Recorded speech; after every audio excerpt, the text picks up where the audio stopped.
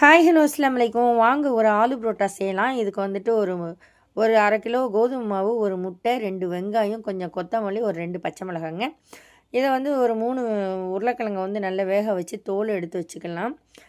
அதுக்கப்புறம் வந்து அந்த சப்பாத்தி மாவை வந்து நம்ம நல்லா சப்பாத்தி மாதிரி பிசைஞ்சு அதையுமே எடுத்து தனியாக வச்சுக்கலாம். இப்போ வந்து நம்ம இந்த மசாலாலாம் போட்டுக்கலாம். கொஞ்சம் மிளகாத்தூள், கொஞ்சம் மஞ்சத்தூள், கொஞ்சம் கரம் மசாலா, உப்பு எல்லாத்தையும் போட்டு இது கூட போட்டு இந்த வெட்டி வச்சது எல்லாத்தையும் மொத்தமாக பிசைஞ்சு அதையுமே உருண்டை உருண்டையாக எடுத்து தனியாக வச்சுட்டு, இதை சப்பாத்தி மாவை வந்து சப்பாத்தி மாதிரி திரட்டிட்டு அதுக்கப்புறம் வந்து அதை நடுவில் வச்சு இது மாதிரி மூடி இதை எல்லாமே கலெக்ட் பண்ணி வச்சுட்டு, அதுக்கப்புறமா நம்ம அடுப்பை பற்றி அதில் வந்து ஒன்று ஒன்றா தேய்ச்சி போட்டுட்டு நம்ம இதில் நெய் தடவினோம்னா இதுக்கு சைடிஷ் எதுவுமே தேவையில்லை. அவ்வளோ சூப்பராக இருக்கும். ரொம்ப பிரமாதமாக இருந்துச்சுங்க. நாங்கள் இதை சுட்டு போய் எடுத்துகிட்டு பீச்சில் போய் தண்ணியெல்லாம் பார்த்துட்டு அங்கே ஆட்டோவில் உட்காந்து சாப்பிட்டு வந்தோம். எனக்கு ரொம்ப பிடிச்சிருந்தது. உங்களுக்கும் பிடிச்சிருந்ததுன்னா லைக் பண்ணுங்கள், ஷேர் பண்ணுங்கள், சப்ஸ்கிரைப் பண்ணுங்கள்.